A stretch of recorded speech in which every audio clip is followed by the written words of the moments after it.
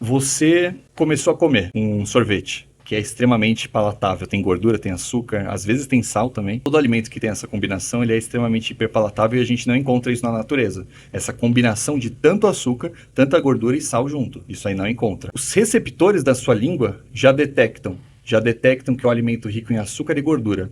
Essa detecção já faz o envio para o envio da dopamina, te motivar em continuar comendo. Aí fala, achei um bagulho muito foda aqui.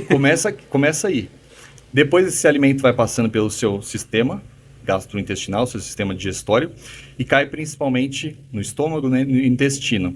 E de lá saem as sinalizações para o cérebro. Essas sinalizações, elas não são tão pontuais iguais a alimentos naturais. Como se seu corpo entendesse que aquele alimento tem muita caloria, muito sabor e muita recompensa, e ele não dá tanta sinalização de saciedade assim, para te motivar a continuar comendo. Entende? Que merda! Porque ele sabe que isso é necessário. E aí, povo, beleza? Como é que vocês estão? Eu sei que vocês pediram muito o retorno do meu brother Guilherme Lira. Fala, meu querido. Beleza? Esse aqui é o segundo episódio. O primeiro episódio a gente falou de TDAH e nutrição. O impacto da nutrição no TDAH e o que é, né, o TDAH e todas as comorbidades que envolvem o TDAH. Foi um episódio muito bacana aí, deu mais de 1h30 de episódio, né? Falamos sobre a importância da alimentação correta, dos pilares, né, que melhoram ou pioram o TDAH. Então, você vai assistir o episódio do TDAH depois que você assistir esse aqui, certo? E antes de tudo, você vai dar um like nesse vídeo pra você poder me ajudar, você vai se inscrever no canal, você vai seguir tudo o que o Guilherme apresenta na vida dele. O que você tem? Você tem Instagram? Você tem o que mais que você tem? Tem o Instagram, neuro.nutri. Tem o meu principal canal, né, de divulgação é o Instagram. Então é por lá que eu divulgo mais meus conteúdos. Mas também realizo atendimentos, tem minha pós-graduação. Tem alguns grupos de estudos, se vocês tiverem interesse. Tem a CNN, que é a comunidade Neuronutri. Já explica o que você faz já pra matar a curiosidade do povo. O que você faz? Ótimo. Nem te apresentei, né? É assim. Eu sou nutricionista, especialista nessa área, em nutrição na saúde mental, em neuropsiconutrição. Então, realizo atendimentos na minha prática clínica, onde eu só atendo pessoas com transtornos psicológicos, neurodegenerativos e transtornos do neurodesenvolvimento. Faço os conteúdos para o Instagram. Também tenho uma pós-graduação em neuropsiconutrição, onde eu te ensino a tratar todos esses transtornos de forma natural. Tem um grupo de estudos também, que é a CNN, Comunidade Neuronutri, onde nós falamos sobre todos esses assuntos também, de forma mais resumida, mais didática, que envolve a nutrição no tratamento desses transtornos. Então, praticamente é isso que hoje eu estou fazendo. E é interessantíssimo, porque a gente até comentou no primeiro episódio, né, que quando a gente fala de transtorno, ou principalmente de TDAH, né, que foi o tema do outro episódio, a gente sempre vai para a parte medicamentosa, a parte farmacêutica como a solução dos problemas, e nós vamos falar isso agora voltado ao comportamento, é isso mesmo? Exato. Como que a alimentação interfere, a boa alimentação e a má alimentação interferem no comportamento do ser humano? Ou não é bem isso? Seria mais como o comportamento humano e o ambiente influencia no nosso comportamento alimentar. Então, qual que é essa relação, né? Por que hoje nós temos uma maior incidência de sobrepeso, de obesidade, sendo que hoje nós temos tanta informação e nós sabemos, né, de fato, como emagrecer, mas por que é tão desafiante o processo de emagrecimento e todas as possíveis causas e os viés para, de fato, né, o emagrecimento acontecer? Por mim, eu já começo daí. Por mim, essa já é a primeira pergunta. Por mim, já vamos começar daí já. Por que existe tanta dificuldade em emagrecer, apesar de tanta informação? Ótima pergunta. Eu acho que é por aí mesmo que a gente consegue dar um bom início na nossa conversa. Se nós olharmos para o nosso processo evolutivo, quando nós éramos lá atrás, talvez milênios atrás, onde nós éramos caçadores, coletores, o nosso organismo lá atrás, ele ficou muito bom em caçar e em alguns dias faltava alimento. Então o nosso organismo, ao longo do nosso processo evolutivo, ele foi evoluindo para que a gente estocasse muita energia, para se caso um dia faltasse, alguns dias nós tivermos privação, igual acontecia lá na floresta. Ele ficou muito bom nisso e, junto a isso, ele recebeu também os estímulos orexígenos, de fome. O meio, né, o ambiente, ele seleciona se eu vou para frente ou não. Então, os indivíduos lá atrás que comiam melhor, que caçavam mais, foram selecionados geneticamente para sobreviverem. E hoje nós somos o que somos. Então, hoje, somos ainda aqueles neandertais lá de trás, onde nós precisamos estocar energia, senão a gente vai morrer. Lá tinha uma baixa demanda energética, hoje nós já temos uma alta demanda energética de fácil acesso, e nós temos muitos estímulos que nos dão fome, que regulam o nosso centro de saciedade. Então, o nosso organismo está sempre preparado para te fazer ter fome, para se caso um dia falte alimento, e não vai faltar. E hoje nós temos um ambiente que modula isso. Então, hoje a gente tem pistas alimentares, visuais, que te estimulam a você comer. Hoje você sente fome a cada 3 horas e você tem acesso a uma alta demanda energética, alimentos muito calóricos numa porção pequena. E aí, frente a tudo isso, então nós temos um organismo que não evoluiu tanto ainda do que era lá nos nossos antepassados. Nós ainda somos bons acumuladores de energia, péssimos gastadores também, porque estamos cada vez mais sedentários e nós temos um ambiente muito calórico. O corpo ele não acompanhou a tecnologia, né? Não, a gente chama isso de incompatibilidade evolutiva. Então, de um tempo para cá, digamos, vamos colocar de 50 anos para cá, nós tivemos a vinda excessiva de fast foods, alimentos muito mais calóricos que antigamente, que eram mais naturais, ou seja, que tinham pouca caloria por porção. Hoje a gente consegue muita caloria na porção, uma densidade calórica muito grande. Nós tivemos a vinda da internet, da exposição a essas pistas ambientais. Então hoje você abre o celular e aí você tem lá rodando o iFood, até antes disso, de comida. Não, eu falo, até antes disso, né? Voltando a falar lá dos neandertais, né? Quando o ser humano ele se organizou, ele criou uma metodologia a ponto dele facilitar a vida dele, ele entendeu a língua. Né? Antes de vir o Instagram, a gente entendeu o nosso corpo. E ao entender a língua, ele fala assim, cara, vamos valorizar aquilo que tem gordura e aquilo que tem sal. Né? Aquilo que tem açúcar, aquilo que é o hiperpalatável. Então, quando o ser humano entendeu como que a língua funciona e ainda conseguiu cobrar, né, com a invenção da moeda, aí fudeu. Aí o saudável simplesmente não existiu. Se perdeu. Se perdeu. A indústria, né, ela ocasionou isso. Conforme nós tivemos os processos de industrialização e essa vinda, então, desses alimentos feitos pela indústria, então nós temos os produtos alimentícios, que são esses que nós produzimos e inventamos, e nós temos os alimentos in natura, que a natureza dá. Existe uma distinção entre isso. O produto é diferente do alimento. O produto alimentício é o que a gente cria com os componentes que nós temos. Bolacha, biscoito, nós unimos. O creme lácteo sabor requeijão. Exato, é isso aí. E nós temos o que vem da natureza, que são muitas vezes minimamente processados. O queijo é processado, mas é minimamente. Mas nós temos os ultraprocessados, onde a gente inventa mesmo um produto, coloca sabor, coloca sal, coloca mais textura, deixa ele crocante, coloca uma gordura que era líquida, faz ela endurecer. Isso é o processo de hidrogenação. Então, tem tudo isso. Ou vice-versa também, né? Mas essa vinda, então, da industrialização junto com os produtos alimentícios nos proporcionou um maior consumo calórico. Então, nós somos hoje ainda muito bons em economizar energia. Nós estamos sempre procurando, nosso cérebro sempre procurando alimentos mais calóricos, que te tragam mais recompensa, porque isso talvez um dia seja necessário para você, se caso você fique perdido na floresta, se você não tem o que comer. Então, é sempre essa luta contra o seu fisiológico. E aí, explicando de forma fisiológica, indo de trás para frente, por que é tão difícil de emagrecer? Porque, por mais que nós sabemos o que é necessário para emagrecer, o pilar, a pontinha, que é o que? O déficit calórico, existem muitas coisas que vão impedir esse déficit calórico ou fazer com que ele seja constante. Tá.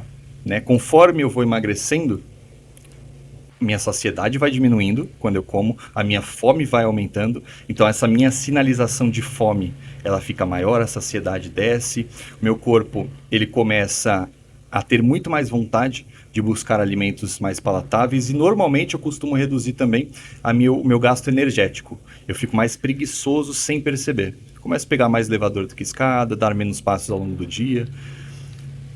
Juntando tudo isso, chega uma hora que quase fica inviável do emagrecimento acontecer. Porque o hábito, né? Se a gente sempre Se o nosso cérebro está sempre fugindo da dor, buscando o prazer, pra que eu vou subir de escada se tem elevador? Exato. Não é não? Por que Sempre o mais vou, prático. por que eu vou fazer um feijão se em 2 minutos o iFood do McDonald's chega na minha casa? Exato. Né? Então- Não existe motivo Racional, que a não ser saúde e É. objetivo de longo prazo. Mas saúde o quê? Saúde é frescura. muito longe. Pra que ter saúde? Eu quero viver hoje, Foda-se. não é? É sempre esse pensamento. É. Quando a gente está nesse impulso. Então, conforme você vai emagrecendo, o seu fisiológico, ele te cobra. Ele acha que tem Olha, alguma coisa errada, não é? Ele acha que você vai morrer, que você está em privação, que você está na floresta passando fome. Você tem que levantar daí para buscar alimento. Amigão, fome, eu tô te dando fome, você não está saciado, vai comer alguma coisa. E aí começam os sinais, entendeu? De ficarem desregulados. Então é difícil o processo de emagrecimento por conta disso, porque conforme você vai emagrecendo, essa sinalização ela começa a aumentar e aí você tem mais fome, menos saciedade quando come, menos controle inibitório. A fome ela inibe o nosso córtex pré-frontal, sobretudo a região dorso-lateral do pré-frontal, que é quem exerce o controle inibitório. Sabe quando você sai com os amigos e fala, não, hoje eu não vou comer isso porque eu estou em dieta? Nunca aconteceu. Beleza. Mas imagino que alguém Principalmente esteja no passando bar. por isso. Ai, sabe aquele negócio? Exato. Ai, eu não vou beber porque eu tô tomando antibiótico. Nunca aconteceu. Ou eu não vou beber porque eu estou em dieta, é o controle inibitório que faz isso, analisa a consequência, etc.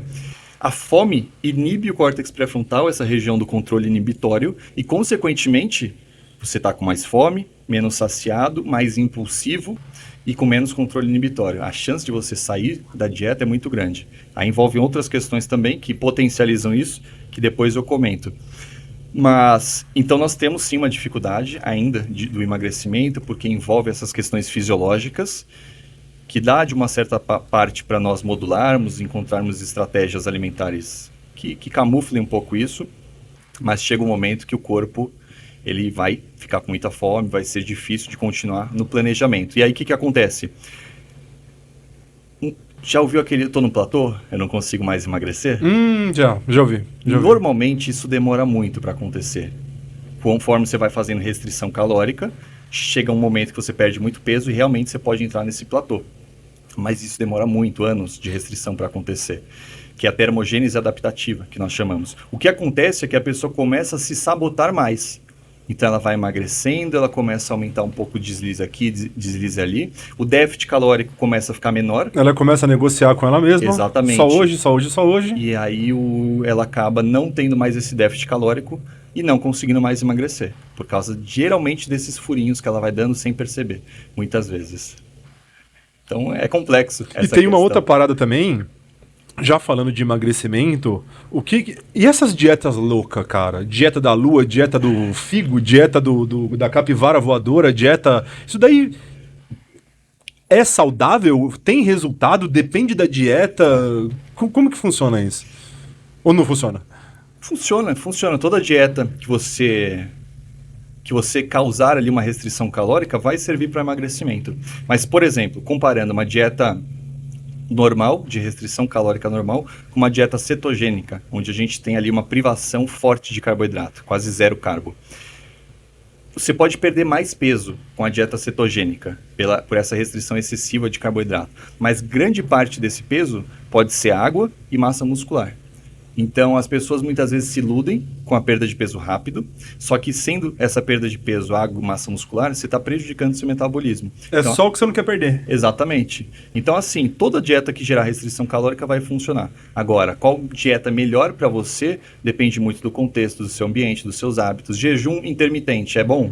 Depende. Você sente fome de manhã? Você treina de manhã? Então, às vezes é bom, às vezes não. Que hora você dorme? Então, tem muitas variáveis para a gente se pensar se é bom ou não, e é sempre individual. Dieta low carb é bom?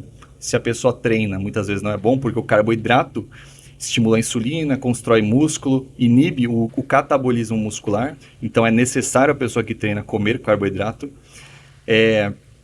Além disso, quando o carboidrato ele é menos calórico que a gordura.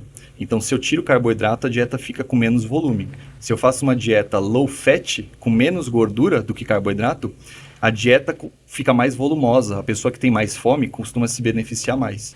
Entendeu? De eu restringir gordura do que o carboidrato.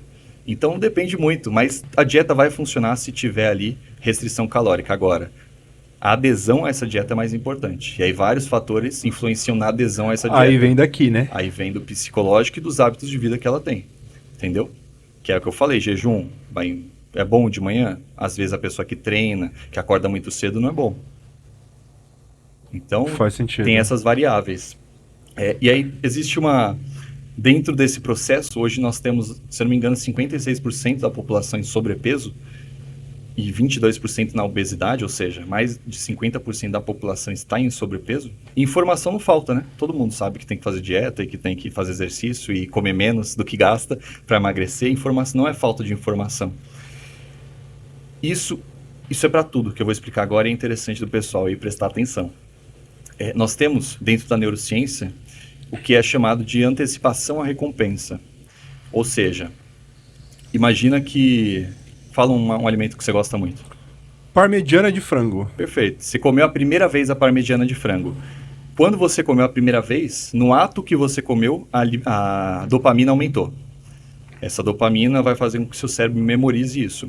Depois, essa dopamina vai ser liberada de forma antecipatória. Ela vai te motivar a buscar aquele alimento.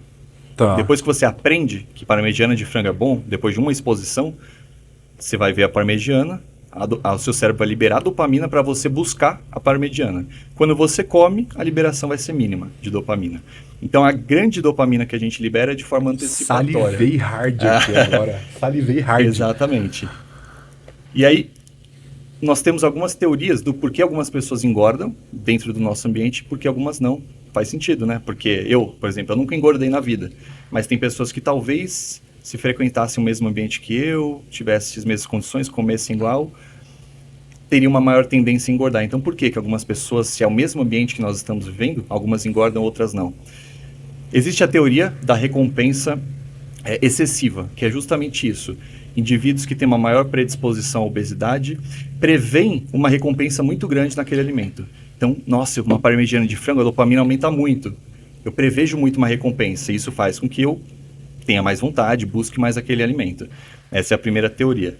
A segunda é a recompensa deficitária, que é ao contrário disso, que é eu comi aquele alimento, mas não obtive tanta recompensa assim. E aí eu como mais para ter a mesma sensação de prazer que eu deveria ter. Porque aí é aquela coisa, agora eu vou ficar cheio. Vou ficar cheio e vou ter a sensação de prazer que eu mereço. Então eu como mais para tentar me dar o prazer necessário. Porque o meu sistema de recompensa não responde tanto. Isso é a teoria do sistema de recompensa deficitário. E aí tem uma terceira teoria, que é a mais atual, que englobou as duas, que faz mais sentido.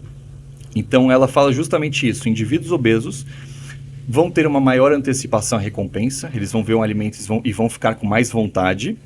Quando eles comerem, eles vão ter a recompensa, só que depois que isso é feito repetidamente, eles começam a se adaptar, que a gente chama de adaptação hedônica. Eles começam a se adaptar àquele estímulo e cada vez mais esse estímulo vai ficando menor.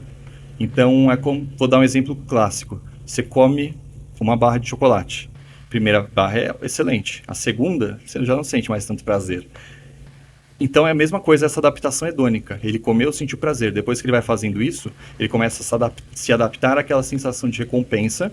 E isso faz com que ele continue comendo a ponto de buscar aquela sensação anterior que ele já sentiu. Inicial. Sim, faz sentido. E aí isso leva à hiperfagia, o aumento do consumo calórico. Ele tem mais vontade quando ele vê as pistas ambientais, que é isso, é o iFood, aquele rios de alimento, fazer uma receitinha, uma coisa, uma imagem de alimento. Então ele fica com mais vontade do que pessoas que não têm essa predisposição ou que são relativamente magras.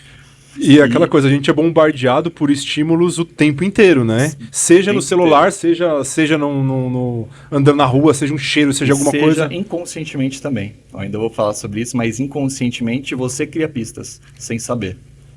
E aí isso pode ser ligado à emoção ou pode ser ligado ao ambiente. Então existe essa teoria que ele explica dessa recompensa deficitária, excessiva, junto com essa adaptação. Isso piora quando isso acontece, que eu te falei. Imagina que você está no seu trabalho, e aí você fica estressado, fica angustiado, e aí nesse momento de angústia você busca um chocolate para comer. O chocolate, ele é um reforçador. Ele alivia o seu sentimento de angústia. E quando isso acontece, a gente chama de condicionamento, quando isso acontece, você tende a repetir esse comportamento. Eu fiquei angustiado, comi chocolate, ele aliviou minha angústia. Aí eu faço repetidamente isso, eu crio um condicionamento. Você vai me falar que inconscientemente a gente fica... Inconscientemente, você criou essa associação. E Tá. agora, quando você sente angústia... Você já busca o chocolate? Você fica com vontade de comer um chocolate ou comer alguma coisa. E isso é difícil de dissociar. Então, isso acontece, cara, em todo lugar. Em tudo que você vê, a pessoa tá no... Eu acho que o maior exemplo disso daí é quem fuma cigarro. Cigarro. Não é? Exato. Então, tipo assim, estressada, tomou um fumando café, o dedo já faz assim já, né? Na hora, né? Exato. Aquelas pessoas que elas precisam Exato. fumar depois que come, fumar depois que toma um café. Aí existem dois tipos de condicionamento que você citou, que é o clássico e o condicionamento operante. Imagina que a pessoa só fuma. Ficou estressada no trabalho, fumou cigarro. O cigarro aliviou o estresse dela. Então, ela teve uma redução... Teve esse ganho. Teve esse ganho, teve essa redução desse estresse, isso reforça o comportamento dela. Agora, toda vez que ela se estressar, o cérebro dela vai liberar dopamina, dá vontade para ela fumar um cigarro. E o café, que eu tinha te falado, mesma coisa. Imagina que você só tomava café. Em um determinado momento, sempre que você toma café, você fuma cigarro. E aí, depois de um tempo, só de você ir buscar o café, vai te dar uma vontade de fumar um cigarro. Nossa. Entendeu? Então, isso a gente cria isso no dia a dia. E às vezes a gente não sabe porque isso está de forma inconsciente. Sua mãe, por exemplo, desde cedo, quando você chorava, te dava doce para te acalmar, ou te dava uma tela do celular. E hoje, quando você fica ansioso, estressado, você busca um alimento para comer e não sabe por quê. Porque lá, na sua infância, você foi reforçado a isso. O seu comportamento foi reforçado. Meu filho está fazendo birra, toma um chocolate, filho. Aí ele parou de fazer birra. E aí ela fez isso repetidamente, criou um condicionamento nele, e hoje ele fica estressado e sente uma vontade de beliscar e não sabe. E aí vai comer. Então, cara, a questão da obesidade ela é muito ampla por conta disso.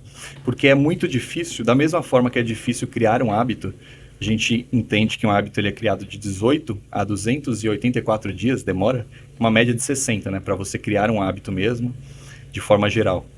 Mas da mesma forma, para você desfazer um hábito, e isso é um hábito, demora esse tanto de tempo. Então imagina que você fica estressado, angustiado e come chocolate. Demora uns 60 dias para você desvincular essa emoção do seu comer. E hoje a gente come muito pelas emoções. É o comer afetivo, o comer emocional. Você já leu aquele livro O Poder do Hábito? Da capa amarela? Já li partes desse livro, nunca li inteiro. Ele fala que nenhum vício, na verdade, né? Que assim, o hábito é a repetição, né? E o vício é o hábito ao quadrado, é o hábito, é o hábito turbo, né? Exato. E ele Todo fala, vício é um hábito, né? E ele fala que é impossível você eliminar um vício ou eliminar um hábito, você sempre substitui, né? Tem alguma coisa a ver com isso? Então, eu já vi, é o clássico, né? E sempre que me deu vontade de fumar, eu comi uma cenourinha. Você já viu esse negócio? Já. Deve ser a maior baboseira do mundo pra quem recebe esse tipo de conselho, né? Cara, tem um sentido. Mas será que funciona assim? Se eu conseguir condicionar o meu cérebro a comer uma cenoura ao invés de fumar um Marlboro vermelho? Você condiciona, mas isso seria uma punição, não seria um reforço. Punição seria... Eu não vou fazer isso, mas eu vou fazer isso para punir o meu comportamento. Então eu não vou... O que você falou? Qual que era o exemplo? Fumar cigarro? Fumar cigarro e comer cenoura. Isso. Eu não vou fumar cigarro. Sempre que eu sentir vontade, eu vou comer uma cenoura como forma de punição ao meu comportamento. E aí eu me puno e normalmente quando você se pune, você tende a não repetir mais aquele comportamento de fumar. Então existe esse método, que não é um reforço, é uma punição. E funciona? Funciona, mas depende do quão sustentável isso é. Eu acho que o seu nível de humor vai... Eu vou falar, não, você não vai fumar não. Sempre que você sentir vontade de fumar, você vai fazer 10 flexões. É uma punição. Que você se autocobre, beleza, pode até que funcione por um momento, mas vai chegar uma hora que punição... Eu acho que assim, o nível de cortisol da pessoa chega num nível de estresse tão grande assim que... Sei lá, né, cara? É porque existem muitas variáveis nesse assunto e é bem interessante essa questão. Imagina isso, imagina que você condicionou o seu comportamento. Ficava angustiado e aí comia chocolate. Virou um hábito isso, um vício, digamos. E aí, em um certo momento, você sabe que isso é prejudicial e você quer tirar o chocolate, tá? E você sabe também que o que te dá vontade de comer o chocolate é esse aumento da dopamina. Tá. Você fica angustiado, a dopamina sobe, você vai buscar o chocolate. Quando você não tem a recompensa que você previu, então, voltando, fiquei angustiado, dopamina subiu, previu a recompensa, que é o chocolate, para aliviar aquele estímulo. Quando eu não tenho essa recompensa, a dopamina cai e cai para níveis infrafisiológicos, que geram aquela sensação de frustração. Sabe quando você não tem aquela recompensa? Putz, fiz esse podcast aqui, mas não viralizou. Aí, sabe quando dá aquela... Quando você esperava que viralizasse, e aí não deu. Aí, A brochada. dopamina caiu. Por quê? Expectativa de recompensa não foi atendida. Então, se a gente fizer isso, só de retirar um hábito dessa pessoa, você não vai mais comer chocolate. Ela pode até, por um tempo, conseguir negar. Só que sempre que ela negar, ela vai ter um estado meio de frustração, meio de decepção, sabe? E vai ser difícil resistir a isso, a esse estado. Por isso que é interessante substituir um hábito, porque você não tem essa perda. Você não deixa uma lacuna ali, né? Não deixa essa lacuna, onde você se frustra por não ter a recompensa daquele comportamento. Então, assim, é possível excluir um hábito sem substituí-lo, mas dá muito mais trabalho. E é mais fácil que a gente inclua outro hábito no lugar. Ele não é terapêutico, vamos assim dizer. Não, vai causar um desconforto enorme para a pessoa, porque envolve o sistema de recompensa. Então, se eu não tenho aquela recompensa que meu cérebro já previu anteriormente, eu tenho essa sensação de frustração e desconforto. E por isso que é tão difícil o emagrecimento, porque a partir do momento que a pessoa vai fazendo isso ao longo da vida, eu fui para casa da minha mãe e lá sempre tem um bolo que eu sempre comi. Ou seja, chegou na casa da mãe, sentiu o cheiro de bolo, vontade. Para ela desvincular isso é muito difícil. E o ambiente está sempre bombardeando. Vai pro barzinho. Sempre no barzinho, essa pessoa, interagiu, estava animada, bebeu cerveja. Agora ela vai no barzinho e não tem isso. Frustraçãozinha, entendeu? Não tem a recompensa que estava esperando. Então é difícil de desvincular por conta disso. Eu vi um mindset de um amigo meu, o Vitor. Conhece o Vitor Abrão ou não? É nutricionista do Rio de Janeiro. Cara, eu acho que eu conheço. Gente boa demais. Vitor, não posso xingar. Dá pra você vir pra São Paulo ou vou ter que te cobrir de porrada? Assim, aqui os brothers a gente trata assim. Uma vez eu vi um stories que ele tava passando, acho que ele tava no consultório dele, né? E ele falou assim, olha aqui, ó, adoro bolo de chocolate. Ele pega e filma o bolo. Tinha um bolo na recepção. Alguém lá na clínica dele largou um bolo lá. Pô, aí é sacanagem também, né? Largar um bolo na recepção da clínica de nutrição é de fuder o cara também, né? Aí ele vira e falou assim, ó, só uma coisa. Antes de eu ver esse bolo, eu não tava com vontade de ver esse bolo. É a pista ambiental que eu falei. Eu saí, eu levantei da minha cadeira pra ir até a recepção, eu não tava com vontade de comer esse bolo. Agora, por que eu vou comer o bolo só porque tem um bolo aqui? Aí Isso eu achei muito legal esse exemplo, sabe? De tipo, não tem um porquê. Só porque tem, você quer? Porque você não queria enquanto não tinha. Exato. Mas é isso que o nosso cérebro faz, entendeu? A partir do momento que você visualiza uma recompensa, o bolo, ele já te estimula a ganhar aquela recompensa. Então é automático. Esse querer, ele é automático. Isso são as pistas ambientais. Então, o que são pistas ambientais? Todo dia eu saio do trabalho e passo na frente do McDonald's, uma loja de doce. Cara, é uma pista ambiental. Se eu já comi doce ali, sempre que eu passar em frente eu vou sentir vontade. Esse que é o melhor exemplo de todos. Vai fazer compra no mercado quando você está com fome. Aumenta muito, né? O que você consome, o que você compra de coisas inadequadas. Não, é o seguinte, você já começa a ir lá no Croquíssimo. Passa pelo corredor de doces. Nossa, aquele amendoinzinho croquíssimo verde ali, ó. Você sabe que eu vou comprar isso aqui só pra ir comendo na fila enquanto eu tô esperando na fila. E você já almoçou ali já. Isso tudo são as pistas ambientais. O que nos despertam vontades. E às vezes a gente não percebe isso. Então, por exemplo, imagina uma pessoa que fica trabalhando no escritório e tem ali do lado um potinho de doce. Isso é uma pista ambiental. Só o fato de ter o doce, o chocolate perto, já faz com que ela aumente o consumo. Fique com vontade, tenha mais vontade. Tem um estudo interessante que ele mostra justamente isso. Pessoas que do lado, mais perto, tinham chocolate, pessoas que estavam um pouco mais longe. As pessoas que ficavam perto de chocolate comiam 2 chocolates a mais do que as outras pessoas. E o mais interessante é que elas subestimavam a quantidade que comiam. Elas nem lembrava.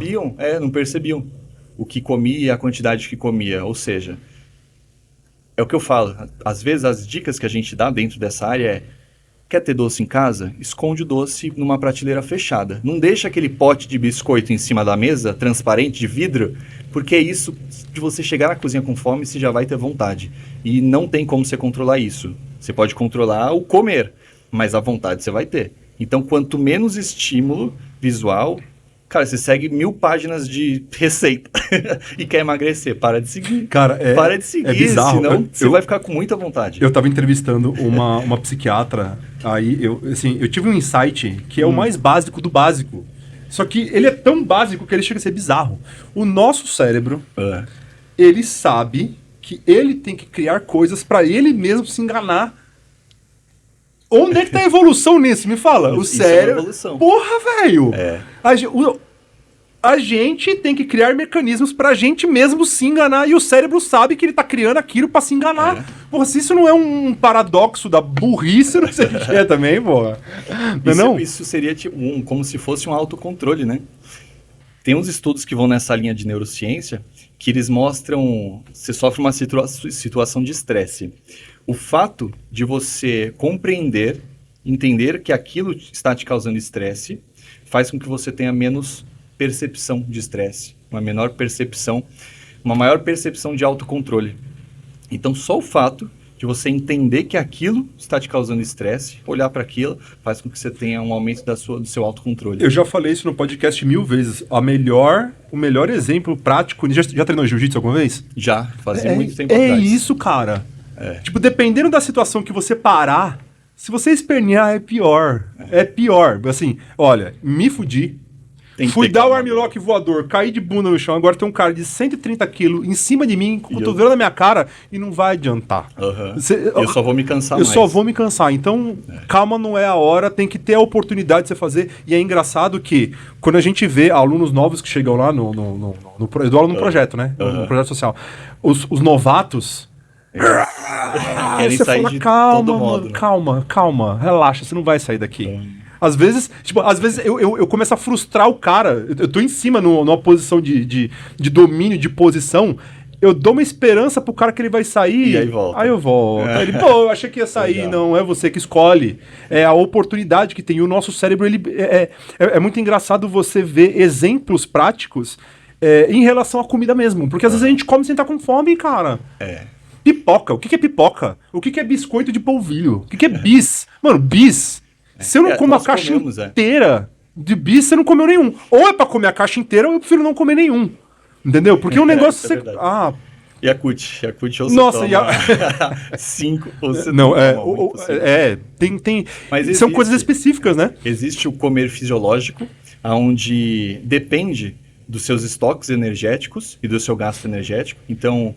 Quanto que eu tenho de glicose circulante? Seu corpo calcula isso. Quanto que eu tenho de glicogênio, de estoque corporal? Conforme vai reduzindo nossos estoques, ele vai dando fome para você.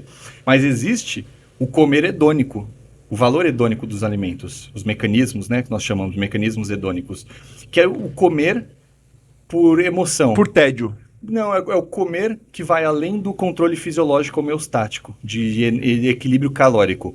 O que é o valor hedônico de um alimento? É um alimento que traz muito prazer, hiperpalatável, que depende das emoções daquele ambiente, da sua companhia, com quem que você está comendo, do ambiente em si, né, que você está inserido. Então, esse é o valor hedônico do alimento. Você pode ter acabado de almoçar, mas aquele docinho cabe no final. O sorvetinho sempre tá ali. O sorvetinho, aquele doce sempre cabe, não cabe? É por isso, a sua fome já foi saciada. Você já está saciado, mas a fome hedônica ela vai de acordo com isso, com a hiperpalatabilidade do alimento. Quanto mais açúcar, sal, gordura, crocância às vezes, mais vontade você terá. E dependendo da companhia, dependendo do ambiente, vou ver um Netflix, já bate uma vontade de comer uma pipoca, independente se eu acabei de jantar. Então esse é o comer hedônico. E aí entra nas dificuldades do emagrecimento. Nós temos o controle homeostático. Se emagrecimento fosse só controlar a homeostasia, eu comia, ficava saciado e parava. Mas existe a hiperfagia, que é o comer além das necessidades fisiológicas, né? Os descontroles de alimentação, de episódios, né? E aí, olha só que interessante, olha como o nosso cérebro ele é catastrófico, mas ao mesmo tempo inteligente. Justamente pelo nosso processo evolutivo, onde nós ficamos bons em acumular energia e optar por alimentos mais calóricos, hoje o nosso cérebro entende e busca mais isso. Então, vou te dar situações. Você começou a comer um sorvete, que é extremamente palatável. Tem gordura, tem açúcar, às vezes tem sal também. Não parece, mas tem um pouquinho de sal. O sal, ele realça, né? Sal realça o sabor. Todo alimento que tem essa combinação, ele é extremamente hiperpalatável e a gente não encontra isso na natureza. Essa combinação de tanto açúcar, tanta gordura e sal junto. Isso aí não encontra. Ou é muitos carboidratos só, tipo fruta, ou é muita gordura, abacate, ou óleo, ou o alimento é mais salgado, por si só, mas é menos ainda. Mas isso reforça o alimento. Então, nessa situação, você está comendo um sorvete. Os receptores da sua língua já detectam que é um alimento rico em açúcar e gordura. Essa detecção já faz o envio para o envio da dopamina, te motivar em continuar comendo. Aí fala, achei um bagulho muito foda aqui. Começa aí. Depois esse alimento vai passando pelo seu sistema gastrointestinal, seu sistema digestório, e cai principalmente no estômago, né, no intestino. E de lá saem as sinalizações para o cérebro, normalmente via nervo vago. Cara, essas sinalizações, elas não são tão pontuais iguais aos alimentos naturais. Então, por exemplo... É como se o corpo ficasse confuso. Não, é como se seu corpo entendesse que aquele alimento tem muita caloria, muito sabor e muita recompensa, e ele não dá tanta sinalização de saciedade assim, para te motivar a continuar comendo. Entende? Que merda! Porque ele sabe que isso é necessário. Vou te fazer uma comparação. O corpo passa um pano pro alimento? É isso? Exato. Imagina você comer ali um prato de... Bacon. Não, de alimentos saudáveis, assim. De abobrinha. Tá. 1 quilo de abobrinha. Cara, vai chegar um momento que você vai ficar extremamente saciado com 500 gramas e a sinalização vai chegar no seu cérebro e interromper o seu consumo. Tá. Com sorvete, não. Com sorvete, por mais que você esteja saciado, ele continua te motivando a comer mais. A sinalização de saciedade não ocorre tão pontualmente. Você ainda continua com uma fome, porque ele sabe que esse alimento é calórico, exerce um forte impacto no sistema de recompensa e dopamina, e que vale a pena você continuar comendo, porque isso vai te trazer não só prazer, como a reserva energética. Então, cara, o nosso corpo nos burla. Ele passa um pano. E interessantemente, voltando àquela parte do porquê algumas pessoas engordam, quando indivíduos que têm maior predisposição ou mesmo obesos visualizam imagens de alimentos mais calóricos, eles vão ter uma maior ativação em algumas áreas cerebrais que causam essa vontade, esse querer. Então, o nosso cérebro já é projetado. Ele já é projetado para buscar alimentos mais calóricos e não tanto os mais naturais. E quando... Olha só como é delicado esse assunto. Quando o meu cérebro faz isso, de aumentar a atividade dessas áreas que envolvem esse estímulo, essa busca por recompensa, ele inibe em certa parte o controle inibitório, que é aquela capacidade de você falar não e analisar consequências. Então, cara, eu vou comer esse alimento e quando eu tenho ele ali na minha frente, o meu racional fica prejudicado. Tá. A minha emoção em comer fica elevada e o meu racional fica mais prejudicado. Tá. Isso só de uma sinalização de um alimento mais palatável. E aí vem um ponto, obesos, que cumprem, né, aquela teoria. E aí vem outros estudos posteriores a isso, mostrando em estudos de neuroimagem, como se fosse uma foto do cérebro de um indivíduo obeso, quando eles visualizam uma imagem de comida, ou quando eles pensam no sabor de um alimento, eles ativam essa área de recompensa. Eu vi um negócio desse que o cérebro acende, né?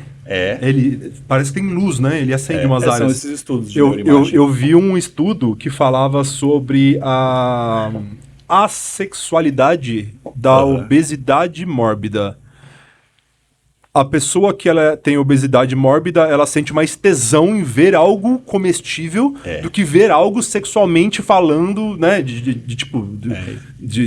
Algo compara com o trabalho também. Que ativaria a libido, sabe? Então, tipo assim, olha, eu não sinto tanto tesão em ver uma mina gostosa. Agora, uma parmegiana, ó, nossa. Me dá mais... Caralho, velho. Me dá mais sensação, né? Do querer, da recompensa. É a expectativa que a gente tinha discutido. A expectativa da recompensa, ela acaba sendo enviesada mais para alimentos do que para trabalho e ganho financeiro, mais para vida sexual, entendeu? Acaba sendo totalmente enviesada para esses cenários. E os transtornos? Porque... Pelo que eu tô vendo, a gente falou bastante sobre emagrecimento e eu acredito que, por exemplo, um transtorno alimentar, uma compulsão alimentar, onde a pessoa ela não consegue parar de comer, Isso pode ser um resultado de tudo isso que a gente falou até agora? Ou a origem da compulsão alimentar é outra? Cara, eu vou te falar que 90 e poucos por cento da compulsão alimentar tem uma origem emocional por trás. A pessoa que tem ali um episódio de compulsão alimentar, e aí só abrindo entre parênteses, existem os episódios de descontrole alimentar, onde você chega em casa à noite com fome e come. Existem os episódios de compulsão alimentar, que são mais graves do que isso, já é um caso, né, mais acentuado. E existe o transtorno de compulsão alimentar, onde isso tem que ser repetido por alguns meses, etc. Então, os casos de compulsão alimentar são muito relacionados à emoção. A pessoa chega em casa com algum estado emocional negativo e ela come para aliviar aquele estado emocional. O problema É o que isso clássico vira um que a mulherada ciclo. vê em filme, né? A mulher toma o pé na bunda do cara, come o sorvete Come direto no pote. para aliviar esse sentimento. O problema é que depois desse sentimento houve práticas purgativas, como vômito, como uso de laxantes, ou a culpa. A culpa ela vem sempre. E a culpa, muitas vezes, retroalimenta esse sistema, faz com que ela coma mais ainda. Então, olha só. Cheguei em casa meio depressivo. Tive um episódio de compulsão alimentar para tentar melhorar o meu estado de humor. Come demais. Só que senti culpa depois, não era para eu ter comido, eu estava em dieta. Vou comer mais para aliviar essa culpa. Ah, porque já comi mesmo, Já né? comi mesmo, é aquele pensamento, já que eu já comi, agora tanto faz. Então isso se retroalimenta. A compulsão, como eu falei, 90 e poucos por cento tem causas emocionais, que se não forem resolvidas, você não tem o tratamento específico. Por isso que compulsão, geralmente, quem resolve é psicólogo, não é nutricionista. Nós temos estratégias para reduzir a chance dela ter.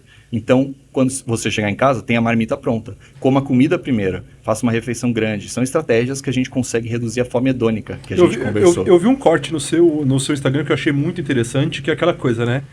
Já começa pelo básico, já nem compra. Exato. Se você não tem em casa, a chance de você exercer esforço e pedir para comer... Pra pegar o carro para ir no mercado, para não sei o que, para comprar, Exato. diminui muito, né? Então, se você já não tem a mão ali, já facilita bastante, né? Eu achei muito interessante isso aí, cara. Olha só que interessante. Toda situação que envolve emoção, então se eu estou ansioso, depressivo, assustado, estressado, vai causar uma hiperatividade da minha amígdala, que é essa região que dispara frente às emoções e detecta perigos. A gente chama de área de memórias emocionais. Quando a amígdala dispara, ela inibe o córtex pré-frontal. Então, evolutivamente, o que aconteceu? Você via um leão na floresta, a amígdala disparava, porque ela sabe do perigo do leão, e automaticamente você corria, sem pensar nas possíveis ideias, consequências, será que eu pulo? Não, você só corre. Você só reage. Por isso que a amígdala ficou boa e inibiu o córtex pré-frontal, porque frente a uma ameaça tão grande, você não precisa ficar pensando muito, você tem que agir.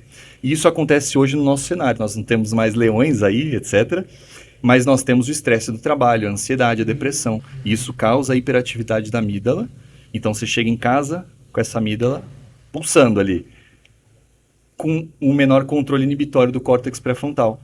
Isso vai te causar a você buscar os alimentos de forma mais impulsiva, pelo seu emocional, e sem tanto controle racional, que é o controle inibitório.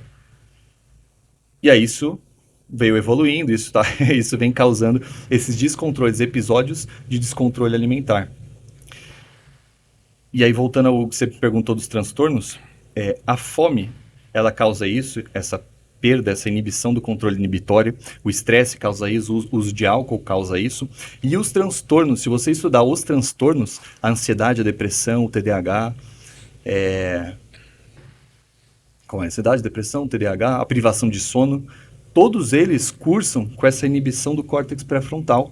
Por isso que pessoas com ansiedade, depressão, TDAH vão ter mais comportamentos impulsivos e provavelmente furar mais a dieta. E vão ter uma hiperatividade da amígdala, que gera nelas mais essa busca emocional. É o caminho mais fácil. É o caminho mais fácil, a recompensa rápida, o alívio imediato e sem tanto racional estar ali impedindo. Cara, é muito complexo quando a gente estuda cérebro e comportamento, mas a gente entende o porquê da obesidade hoje. Porque os episódios de compulsão acontecem. Então, para a gente desvincular isso, a gente precisa criar um estado emocional positivo nessa pessoa, para que ela não tenha mais compulsão alimentar. Ansiedade, depressão, a mesma coisa. Eu preciso fazer com que esse meu paciente desenvolva tanto a melhora dos neurotransmissores como o autocontrole, através desse controle inibitório, para que ele tenha menos impulsividade na dieta, menos descontrole alimentar. É uma série de questões. E quais são as principais queixas dos seus pacientes lá? É ansiedade mesmo? É alguma coisa voltada a transtorno? Você falou que você trata muito TDAH, né? TDAH é o meu grande nicho. E qual que é o segundo?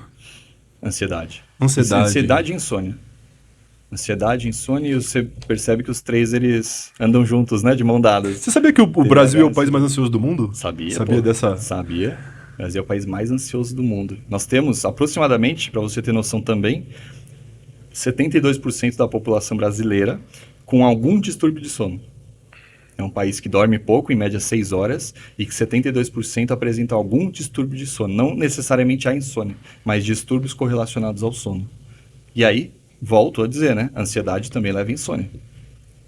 Ansiedade, Cara, insônia. me veio uma pergunta aqui. O que...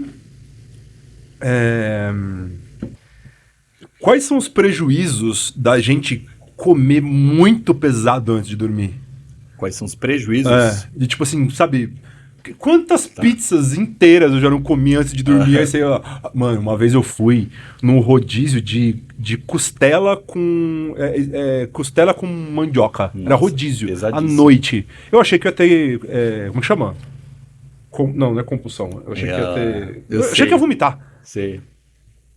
Congestão. Congestão, Eu achei que né? ia ter congestão, cara. Foi a única vez na minha vida que eu falei assim, é mais fácil você ir no banheiro e enfiar o dedo na goela, porque não tem como você dormir desse jeito, dormir sentado. Teve um dia que eu fui no rodízio em Maceió, é isso.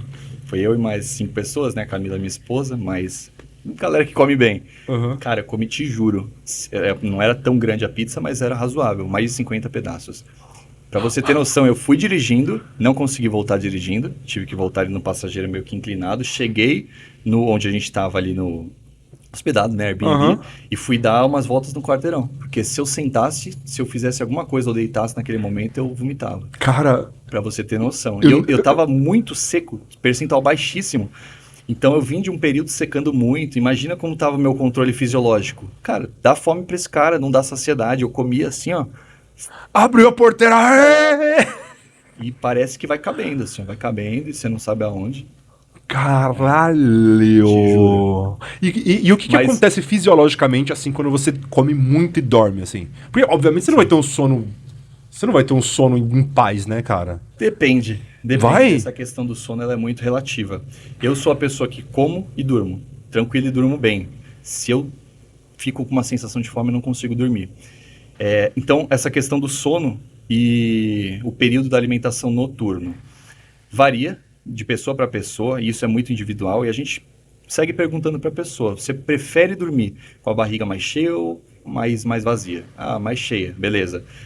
Quanto tempo você demora para digerir esse alimento? Quanto tempo que você, antes de dormir, precisa comer? Tem gente que 20 minutos, 30, 1 hora, 2 horas de digestão.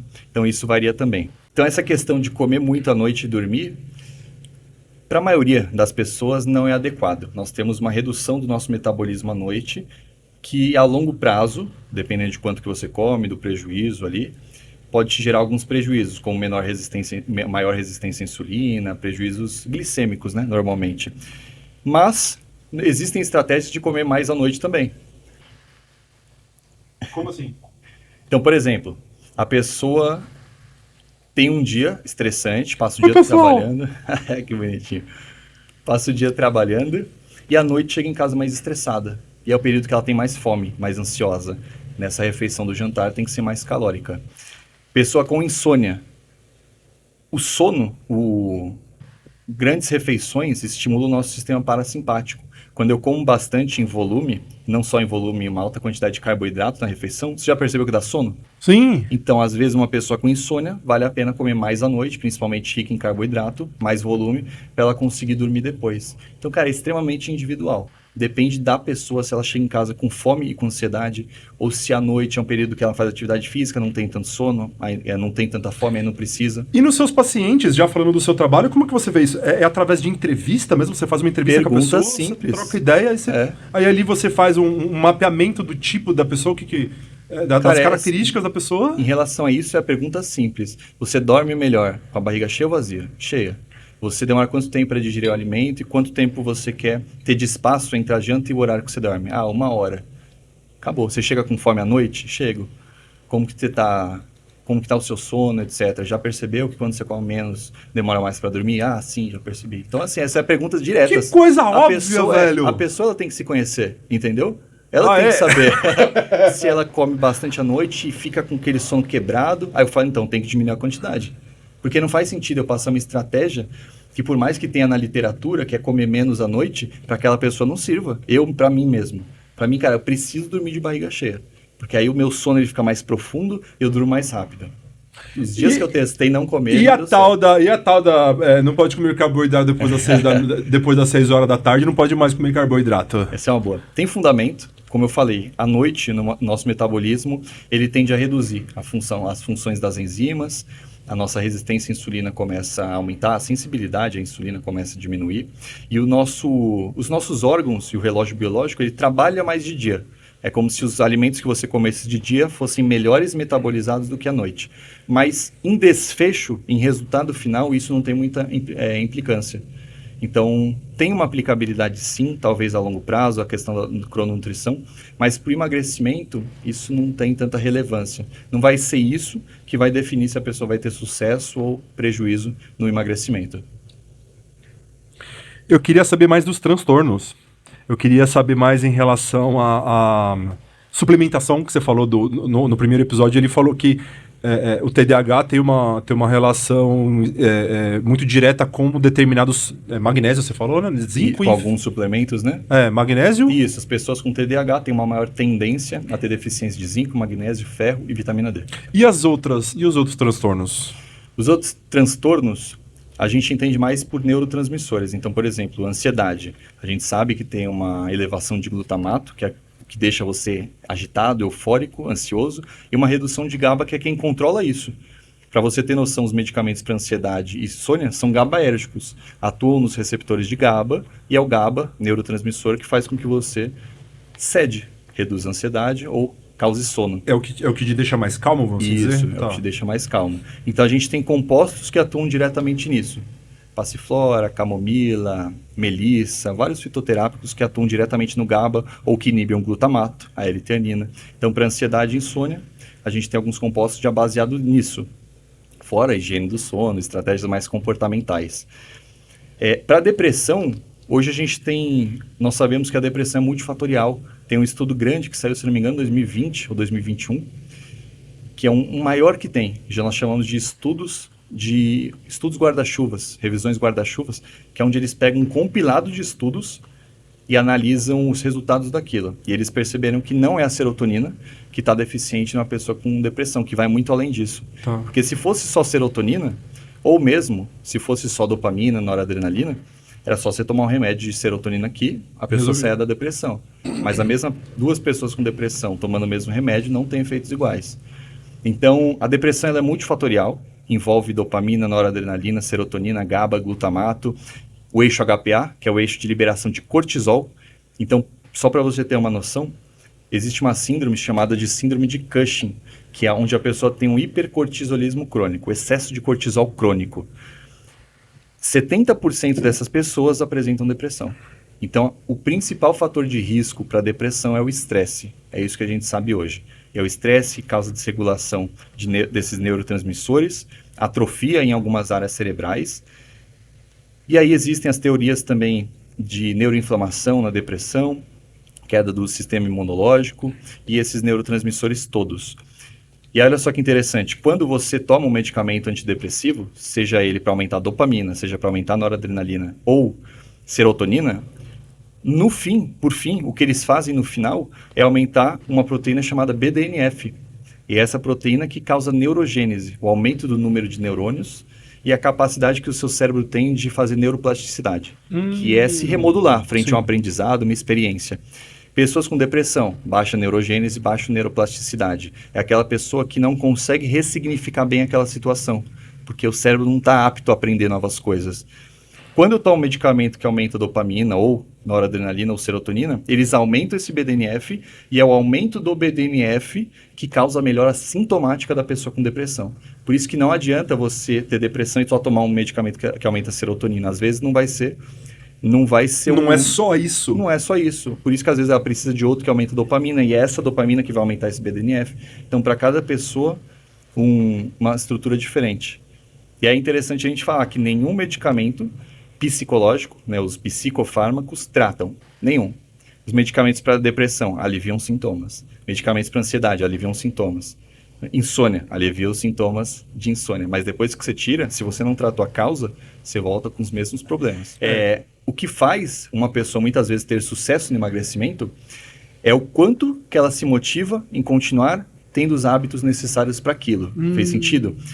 Se eu aposto a expectativa dela no resultado final, que é o emagrecimento, eu posso ter o fracasso. Então ela criou uma expectativa que depois de um mês de dieta vai emagrecer 10 quilos. Se passou um mês e ela não emagreceu 10 quilos, cara, expectativa lá embaixo, frustração, que é aquilo da dopamina. Se eu engajo ela e motivo a cumprir as tarefas do dia, a se motivar a treinar todo dia tantas vezes por semana, a abater o consumo de água, a regular o intestino, a dormir 7 horas por noite, e ela vai se motivando dia a dia para construir o que é necessário para o resultado final. Então é uma motivação diária que essa pessoa tem, não mais no resultado final, mas em fazer o que precisa ser feito para se obter aquilo. Isso determina o sucesso para qualquer coisa, para o estudo que você tem, para lá no final você virar referência, decorar aquilo, ou no emagrecimento. Eu vi um corte da Cris Paiva. Sabe quem é a Cris Paiva? Aquela que era do stand-up, e ela tem um podcast chamado Vênus. E teve um corte dela que viralizou que eu achei muito foda, que ela vira e fala assim, tem muita gente que não cuida da saúde porque tem mais o que fazer. Né? Só que o que acontece? Não existe outra prioridade depois que você fica doente. Exatamente. Se você ficou doente, acabou todas as prioridades. Acabou a prioridade de trabalho, acabou a prioridade de dinheiro, acabou a prioridade do cachorro, do gato, do papagaio, do namoro. A hora que você fica doente, né? A hora que você cai de cama mesmo, a hora que você fica ruim mesmo, aí você fala, putz, eu preciso mudar, né? Agora, por que a gente precisa chegar no fundo, né? Por que a gente precisa engordar 20, 30 quilos? Por que a gente tem que se estressar a um ponto de pegar um burnout mesmo, sabe? De fazer merda. Pra perceber a importância da saúde, né? Você quer a minha resposta? Com certeza, com certeza. Nós aprendemos mais com os erros do que com os acertos. As decepções, frustrações, medos que a gente passa, traumas, a gente guarda muito mais na nossa memória, a gente dá muito mais importância a isso para as coisas que foram boas, para as coisas que a gente fez de bom. Então a gente está sempre observando o problema e sempre na cabeça no pior. E você precisa então experienciar algo negativo para que aquilo sirva para você. Não adianta só o exemplo do outro, porque aquilo é fraco para você, porque não tem um forte impacto emocional quanto ter algo ruim, algo negativo que aconteceu com você, que você precisou experienciar isso para de fato começar a mudar. A nossa mudança, ela pode vir pelo espelhamento do outro. Putz, o cara está crescendo no podcast, legal, eu vou fazer o que ele fez, etc., vou chegar nesse nível. Mas, normalmente, vai pelo fracasso. Eu fracassei nisso, agora eu vou para isso, entendeu? Putz, eu fiquei doente, eu já operei minhas costas, né? Operei minhas costas, agora eu vou no fisioterapeuta. Mas antes, eu fiquei 10 anos sentindo dor, entendeu? Depois que eu operei, eu vi a importância. E é isso, a gente aprende mais e guarda depois que a gente sofre um impacto emocional forte e negativo. Positivo, pro nosso cérebro não é tão valioso assim, entendeu? Uma sensação boa, ela é passageira. Mas o negativo a gente guarda. É aquela coisa, né? Tem dois exemplos, né? Um outro corte, um outro meme aí que eu vi, né? Que fala assim, o ruim, o negativo, muitas vezes ele é conhecido. E o bom é desconhecido. Então, pro seu cérebro, neurologicamente falando, você vai para aquilo que você já conhece. Muitas vezes você já conhece aquilo que é o contrário daquilo que você deveria ir para você evoluir. Exatamente. Na sua saúde, no seu intelecto, no seu biopsicossocial, espiritual que seja. Então, assim, eu sempre fui assim, né? A síndrome da Gabriela, né? O gabrielismo, né? Isso é coisa de velho. Procura aí quem foi Gabriela, você vai entender o que eu tô falando. E assim, o desconhecido, por mais que seja positivo, ele não não é... Não tem aquele impacto. Você né? não sabe nem... Não é tangível. Ele não é tangível. E tem um outro exemplo muito foda, independente se você gosta dela ou não, eu realmente não vou muito com a cara dela, mas você já viu a Dilma falando de quando ela foi torturada na... Nunca vi essa Na- parte da tortura, não. Como chama? Ditadura militar. Ah. A Dilma foi torturada. Sim, né? essa história eu conheço, mas nunca vi o relato. Ela foi presa e ela foi torturada e ela fala assim que todo dia, meio-dia, Aham. chegava um cara, amarrava ela, dava meia dúzia de tapa nela, dava uns chicotada nela, dava uns choque nela e ia embora. Aham. No outro dia, meio-dia, o mesmo cara vinha, dava uns tapas nela, dava uns chicotada nela, dava uns choque nela e ia embora. No outro dia, o cara vinha e fazia a mesma coisa. Quando trocava o torturador, ela tinha ansiedade. Olha só. Ela não sabia o que o cara ia fazer com ela. É lógico. Você entendeu a parada? Então, tipo assim, isso daí me marcou muito. Porque, assim, cara, se a sua vida inteira você tá fudido. Quando aparece algo novo, esse cara Talvez ele pode. bom, né? Talvez Tal- novo, positivo. vai fazer comigo? É. Porque, assim, tomar meia dúzia de tapa, meia dúzia de chicotada e meia dúzia de choque, faz uma semana que eu tô tomando isso. Mas. Você já sabe o que e tá esse por vir. cara que tá entrando aqui? Será que ele vai me cortar, vai tirar um dedo meu, né? E agora? Entendeu? Agora a gente pode pegar esse exemplo e colocar no nível positivo da coisa Exato. também. Né? Uma vez eu entrevistei aqui a Carol Paco. Carol, um beijo pra você. Ela falou que ela trabalha muito com PNL, né? Ela tem essa parte. Ela leva o comportamental até pra uma parte mais holística, né? Legal. Ela fala assim que tem muitas mulheres que não emagrecem com medo de se tornarem aquilo que elas sempre gostariam Total. de ser. Total. Então, assim, a autossabotagem é justamente essa. Olha, e se eu ficar muito gata, muito gostosa, muito desejada, será que eu vou saber como lidar com isso? A obesidade, ela é tão complexa que, indo além disso, que é uma coisa que a gente nem citou ainda, existem essas crenças que sustentam ela continuar obesa. Então, por exemplo, vou te dar alguns exemplos. Se eu emagrecer, eu vou perder esse meu grupo aqui social onde só tem um gordinho, onde só tem um obeso, e eu me sinto pertencente. Imagina, como chama aquele ator lá que emagreceu, fez bariátrica, era super engraçado? O Leandro Hassum? Ele passou por isso, cara. Imagina, você vê ele magro e do nada ele era aquele gordinho engraçado e as pessoas tomam um susto que agora ele é magro, mas não tá tão engraçado igual antes. Então, o senso de pertencimento muda. Eu não vou emagrecer porque senão eu não vou me sentir mais pertencente desse grupo. Ou, mulher, quando na infância começa a desenvolver peito, começa a ficar mais atraente, chamar mais atenção, começa a engordar para fugir desse olhar masculino, sabe? Fugir da beleza, não chamar tanta atenção. Ou mulher que engorda, ou continua mantendo o peso por causa do marido, porque se ela emagrecer ela vai chamar atenção. Então, cara, tem muita coisa que a gente nem imagina que está por trás, isso é com um psicólogo, que vai além da alimentação, que está impedindo essa pessoa de emagrecer. Porque, beleza, existem os fatores comportamentais que a gente citou, existe a alimentação, existe o ambiente que está modulando, mas e se essa crença estiver sustentando? E ela não consegue emagrecer por causa dessa crença? Porque, no fundo, se ela emagrecer, ela vai chamar atenção. Ela não sabe. Qual Porque assim, o problema a gente vai ter, né? Vai ter. Magro, gordo, ter. baixo, careca, cabeludo, nós vamos ter problema, né? Você não vai passar por essa vida sem ter perrengue nessa vida, né? Não você vai. pode estar do jeito que você quiser. Agora, o que acontece? Você não conhecer o que vai acontecer, ou você não conhecer a sua dá nova medo. versão. Isso Exato. Nós, né, somos seres que projetamos, isso só o ser humano consegue fazer, projetamos geralmente os cenários e normalmente os piores. Por isso que a gente tem ansiedade. Tem um estudo legal que ele fala que 91% das coisas que nos preocupamos não vai acontecer. Só nos preocupamos de forma à toa. Puta que... É.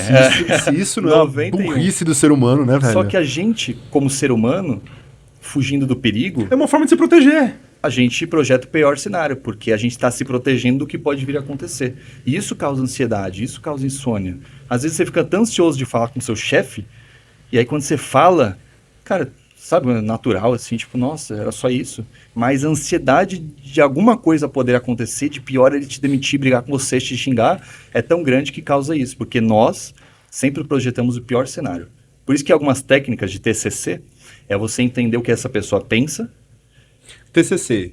TCC. Terapia cognitivo-comportamental. Isso. Não é trabalho de faculdade, não, tá? Isso é bom a gente esclarecer. Formas da TCC, da psicologia, é você entender o que essa pessoa pensa que está gerando comportamentos nela disfuncionais e que estão gerando sentimentos disfuncionais, medo, ansiedade, e modular o que ela pensa.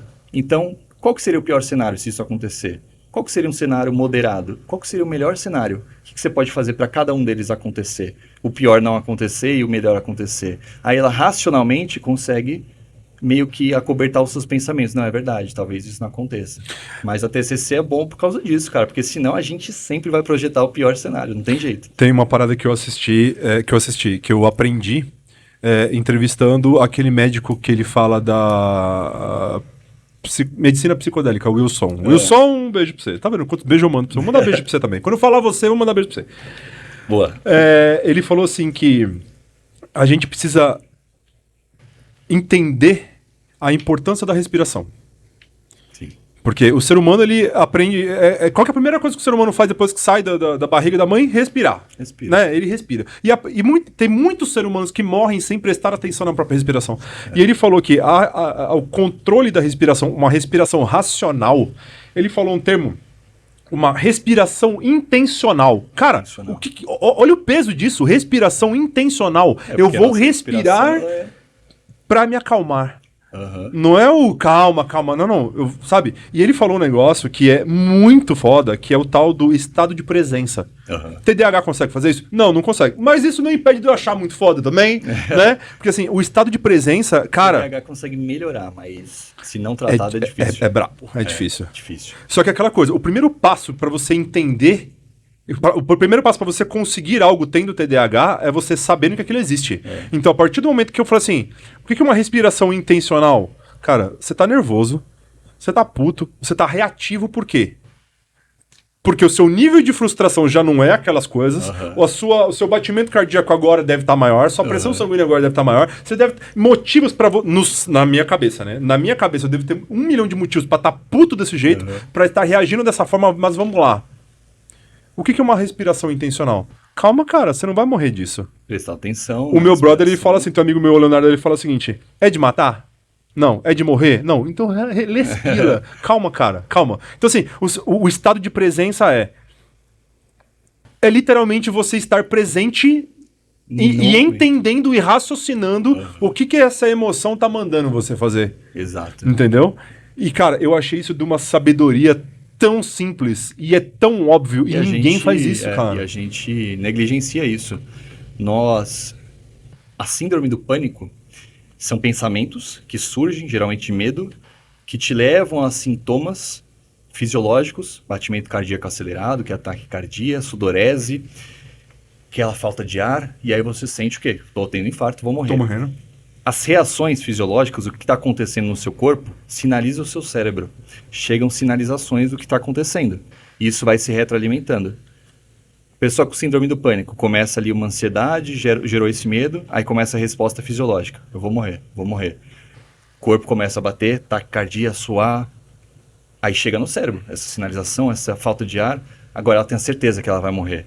E aí, piora mais ainda, dá mais taquicardia, isso vai se retroalimentando. Então, cara, uma das formas que a gente até, em termos comportamentais, de mudança de comportamento, de hábito, etc., é isso, é controlar a respiração. A partir do momento que eu tenho 2 sinalizações distintas, meu cérebro ansioso, mandando meus tecidos aumentarem a atividade. Coração bater mais rápido, respiração aumentar. Só que eu não respondo com isso, minha respiração mantém ela mais calma, controlando, automaticamente meu pensamento diminui. A sinalização do cérebro fala, não é tão grave assim. Você está conseguindo se controlar. Então, a resposta que você dá no seu pulmão, por exemplo, na sua respiração, ela também sinaliza para o seu cérebro que está tudo bem. Só que, às vezes, esse ciclo, como eu falei, se retroalimenta. Uma coisa leva a outra e aí começa a achar que vai morrer e piora mais os sintomas fisiológicos e vira esse ciclo, que é a síndrome do pânico. E uma outra coisa também que é tão óbvio que a gente não simplesmente parou, cara, tomar sol. Tomar sol. Pisar numa grama, exato, pisar numa terra, né? Pisar na terra, pisar na grama, conversar com pessoas. Eu converso com uma galera, eu tenho 700 mil amigos aqui no WhatsApp. Aqui. Não, cara, só larga o celular em casa, né? Vai dar um rolê com o cachorro, vai, né? Socializa, fala com a mulher do caixa de não sei da onde, Que da seja. academia, A conversa gente, com alguém. a gente tá. A gente volta nos malefícios da tecnologia de novo, né? A gente tá deixando de ser. A gente tá. Ser sociável, né? O ser sociável. Exatamente. O ser sociável. A gente facilitou demais a nossa comunicação a ponto da gente não querer falar. A gente fica puto quando alguém liga pra gente, cara. Você tem noção? Eu tem fico, noção? mas tá tudo bem. Você- Mas eu respondo, pelo menos às vezes por áudio, é que eu não gosto que me liguem, mas Não, tá tudo então, bem. mas é o seguinte- Mas eu gosto de conversar, totalmente sociável, mas ligar é uma coisa que eu ainda não é consigo. assim, você tá com 28. 28. Eu sou 10 anos mais velho que Você você. é o tempo mais da ligação. A galera me ligava e é isso. E a gente ficava Aham. puto quando ligava na hora do almoço. Aí Ou é, ligava na hora do beleza. almoço, tá me ligando na hora da janta. Aí você já ligava, desculpa ligar no horário da janta. Mas existia isso, sabe? Mas ainda era um resquício de um ser humano falando, sabe? Isso. É esquisito, você fala, caramba, mano, alguém liga. Cara, Alguém a liga. privação social, ou seja, o que nós tivemos durante a pandemia, ou mesmo quando uma criança, ela de alguma forma se priva de outras crianças, etc., é uma das piores coisas para o cérebro, porque nós aprendemos, grande parte do que nós aprendemos é se relacionando com os outros. Grande Você parte. conhece aquele estudo nazista? Conheço. Das onde crianças? as crianças que ficaram sem Caralho. contato com os adultos, tiveram que se Todas cuidar. morreram. É. Todas Ou seja, morreram. crianças dependentes emocionalmente, que não sabiam se cuidar, se relacionar, não tinham sentimentos. Recebia só comida. É. Comida e água, Expressava comida e água. sentimento. Então é isso que acontece. As crianças que passaram por essa pandemia e de alguma forma ficaram sem escola, vão voltar com mais ansiedade de se comunicar, um pouco mais fechadas, entendeu? Cara, a privação social ela é extremamente maléfica, principalmente para crianças. Mas você vê que muitas pessoas, pelo menos que eu atendi do convívio, saíram do trabalho, tiveram que ficar em privação em casa durante a pandemia e quando voltaram, não conseguiam mais ser as mesmas. Eu mesmo, cara, quando eu voltei a me comunicar e conversar, fugia a palavra. Sabe quando você esquece de como que é uma conversa e foge de palavras simples do dia a dia? Minha comunicação estava ruim. Só que isso não me dava ansiedade, tudo bem, mas muita gente que voltou com essa ansiedade de conversar, de sair com pessoas. A pandemia, ela acabou normalizando muitas coisas que, de alguma forma, fizeram bem Sim, mas muito mais mal do e que muito bem. mais mal. Do que eu tô falando? Muito mais Álcool. Aham. Cara, o que nasceu de pinguço, quem não era virou. Cara, agressão em casa com mulher por causa de álcool, consumo de álcool, e não só pelo álcool, mas pelo convívio ali mais, né, mais diário. Tudo Que a piorou. gente bebia pra conseguir dormir, bebia Cara, eu pra, vou falar de uma coisa tédio, polêmica, bebia pra não sei o Mas quê. essa é uma opinião minha, é óbvio que a gente não consegue afirmar isso, Uhum. ter como isso como evidência, mas entendo que é o meu ponto de vista. Seria melhor se a gente não se privasse, entendeu? A pandemia aconteceu, a gente quebrou o país financeiramente, muitas pessoas, ia acabar dispersando mesmo o Covid, a gente ia se infectar, mas os danos que isso trouxe em termos comportamentais de crianças, a gente ainda desconhece como vai ser daqui para frente. O ser Então, humano, seria melhor ele que a ia gente- pagar o preço de qualquer forma. Ia, e seria melhor se a gente deixasse tudo acontecendo, entendeu? Porque a gente ia ter menos prejuízos a longo prazo, isso é o que eu acredito, isso não está constatado, mas é o que eu acredito, vendo tudo que eu estudo, a É prática, aquela etc. coisa, né? A sua opinião, ela é uma opinião mais macro. Exato, é o que eu penso É a uma longo opinião prazo. mais social, É. assim. E você perdeu alguém? Graças a Deus, não. Mas eu entendo também que se eu tivesse perdido, isso Eu estaria não perdi mais ninguém. forte Não, em mim. mentira. Assim, quantas pessoas morreram na pandemia que você conheceu? Algumas, não vou falar muitas não, mas algumas. Eu perdi 16. Nossa, muitas. E eu morava. Olha a minha situação. Minha mãe, que você conheceu, ela Aham. teve tuberculose quando ela era adolescente, ela tem cicatrizes por dentro do pulmão. Se ela pegasse essa coisa, ela empacotava. Acabou. Sim. Meu pai, 75 anos. Acabou. Sim. Não ia ter. Então eles foram pra uma casa de campo que a gente tem e ficaram lá isolados. Minha avó, 96 anos, na época, minha avó morreu ano passado. Não, 1 ano e meio que minha avó morreu. E eu coloquei na minha cabeça, falei, ó, minha avó pode morrer do que for, mas de Covid ela não vai morrer. Mano. De Covid ela não vai morrer. Entendeu? Todos os vizinhos que eram amigos da minha avó, você viu o bairro aqui, parece uma cidade do interior, né? Tem muito velho em São Caetano. Parece uma cidade. São Caetano tem muito velho. Todos os velhos que vinham trocar ideia com a minha avó, todos morreram de Covid. Sério. Todos. Eu conheci 16 pessoas que morreram. Nossa. Entendeu? Agora, se Triste, você me gente, perguntar, Otávio, eu fiz muito vídeo mandando a galera ficar em casa. Mas é isso que eu tô falando, Diga, entendeu? mano, fica. Eu não sei se naquela época, tendo essa sua experiência, eu falaria a mesma coisa, porque hoje eu tô vendo um cenário pós, entendeu? Sim, faz Mas sentido. naquele cenário fazia todo sentido, Faz ficar privado, etc. Mas hoje eu tô vendo o que aconteceu com essa privação, entendeu? Que talvez não salvou tantas pessoas assim, igual a Então, gente imaginou. mas uma outra coisa minha também que hoje eu tenho noção disso, né? É muito fácil falar. Exatamente. Fica em casa, trabalhando Sim, da sim. internet. Exato. É muito fácil. Fica em casa, fica em casa, fica em casa. Exato. E aquele que não trabalha na internet? E aquele que... Cara, ele tinha uma E clínica. o camelô? Tinha acabado de abrir uma clínica. Entendeu? E o camelô? E o vendedor? E Pessoa onde não que tinha mais nada? Se fuderam, Tá cara. ralando pra ganhar um sustento pra pagar as coisas de casa e filhos, e aí entra uma pandemia. E ela Cara, sabe que ela vai se apertar. Eu penso assim, a gente voou do tema, né? Mas mas eu penso assim, mas eu tô achando Mas bem, isso, bem bacana. Isso volta a ser a saúde mental também. Mas assim, eu acho assim, a gente ia se fuder de todos os jeitos. E é isso Não que eu tem tô como você falando. sair limpo de uma pandemia. Não isso tem que eu como tô você não falando. sair saudável mentalmente de uma pandemia, entendeu? O chicote que a gente se bateu, então beleza, já que nós vamos ter que ficar aqui na pandemia, eu vou aprender francês. Vai aprender porra nenhuma que você vai aprender. Você vai cantar live de sertanejo até o Certeza, talo aqui, entendeu? Foi foda. Mas- Mas... Pra mim foi muito foda. Pra mim foi muito foda. Pra todos, cara, pra todos, em todos os sentidos. Você tinha uma clínica? Tenho ainda a mesma clínica, graças a Deus ela se manteve, mas, cara, imagina que eu abri a clínica, ou seja, peguei o meu investimento, investi e abri em 2021, onde estava voltando, a academia abrindo, pandemia diminuindo, e depois teve a novo fechamento. Sim. Nova repercussão, Nova onda, fechou né? tudo de novo. Cara, então fui ali, não onde que deu, etc. Graças a Deus consegui manter, mas se eu não tivesse os pacientes que eu tinha, algumas pessoas que ainda continuaram, e já tinha pago ali o que foi investido, já era a clínica, teria jogado muito dinheiro fora, né, entendeu? velho? Porque não tinha como sustentar. A academia fechou, meu trabalho caiu e é isso. Mas assim, em termos comportamentais, a pandemia prejudicou muito. Hoje nós temos o que nós conhecemos como a síndrome pós-Covid, que gera aqueles sintomas de prejuízo na memória, falta de concentração, de foco. Isso só neurológico, tá? Tem os problemas cardiovasculares, vasculares, monte de coisa. Aí tem a síndrome do Covid em si, tem a síndrome da vacina em si. Síndrome da vacina. Agora, se é realmente da vacina também, eu não sei, mas É, vacine-se, né? É isso. Mas cara, a gente passou. A gente vai ter umas histórias pra Teve contar. isolamento social, teve as crianças que no colégio tiveram que sair, né? As crianças que estavam ali começando os primeiros anos, e isso dá um atraso de desenvolvimento absurdo.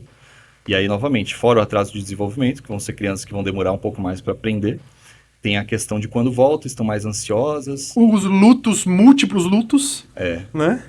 Exato. E a criança em casa se expõe mais à tela. A mãe às vezes continua trabalhando, dá celular pro filho, televisão, videogame. Cara, eu perdi uma amiga, eu acho que foi muito foda. Ela pegou Covid levando o pai dela pro hospital, morreu os dois. Mentira, sério?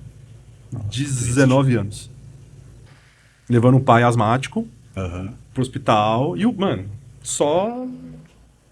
Tristeza, né? Aí foi lá, internou, tal, não sei o quê. 4 dias depois, 5 dias depois, ela começou. E, velho, ali foi foda. Ali foi foda. Foi muito É foda. triste, assim, quando a gente tem pessoas perto, né? Que passaram por isso. Um dos motivos pelo qual eu criei esse podcast justamente pra falar de saúde mental, de uma forma, uma galinha de borracha falando bosta, cagando regra aqui, enfim, foi justamente pra ajudar pessoas que ajudam pessoas. Perfeito. Eu fui muito ajudado quando eu passei no meu luto. E eu falei, não, eu vou dar um jeito, eu vou usar minha criatividade THzística da parada pra criar um negócio que eu consiga ajudar pessoas que ajudam pessoas. E é por isso que eu trouxe aqui meu mais novo amigo. Eu que agradeço. Vai tomar chimarrão, sim! Tá feita a aposta, Eu hein? dei um Chimarrão. eu dei um kit de chimarrão pra ele, você vai ver. Ensinou como faz, eu não sabia. Ele vai ver. Vou testar, depois eu posto lá nas redes. Depois você me fala. Por falar em redes, segue, faz assim, ó. Segue aqui Neuronutri, meu Instagram. Lá tem muitos conteúdos que vocês podem ficar à vontade em consumir todos e muitas dicas, inclusive práticas. Antes de falar tchau, me fala de novo o que você, como que funciona o seu trabalho. Perfeito. Lá pelo próprio Instagram, neuro.nutri, você vai ter o link. Lá eu tenho acesso às coisas que eu faço e que eu vendo. Então, meu trabalho hoje eu só atendo com consultas cognitivas, que são consultas voltadas a transtornos, ansiedade, depressão, TDAH e etc., mas com condutas ali nutricionais, suplementação e etc. Então, hoje eu só realizo atendimentos para esse público, mas quem quiser atendimento nutricional, eu indico pessoas também. E para quem for profissional da área da saúde, tem interesse em saber um pouco mais sobre essa área e como tratar de forma natural esses transtornos, eu tenho a minha pós em neuropsiconutrição, que inicia em março de 2024. Não sei quando que você vai estar online assistindo. também? É online, online 100% online. Mas a cada 6 meses, normalmente a gente reabre as vagas da pós. E fora isso, tem cursos que eu vendo, não só para profissionais da área da saúde, para aprender a tratar de forma natural, mas cursos para leigos também. Leigos seriam pessoas com ansiedade. Leigos seriam pessoas que querem tratar ansiedade e aprender como se trata isso. Então, eu ensino um método para essas pessoas se tratarem de forma natural a ansiedade, para aumentar a performance cognitiva, e aí com estratégias práticas, ferramentas mesmo do dia a dia, tem umas partes de respiração, meditação, é bem legal. Então, eu tenho esse leque, né, não só de cursos, mas em atendimentos, quem se interessar, as consultas cognitivas. Vocês já perceberam que ele é uma pessoa que ajuda outras pessoas, é por isso que ele está aqui. Exatamente. Obrigado mais uma vez, man. Eu que agradeço, cara. Valeu. Obrigado, beijo. Tchau, tchau.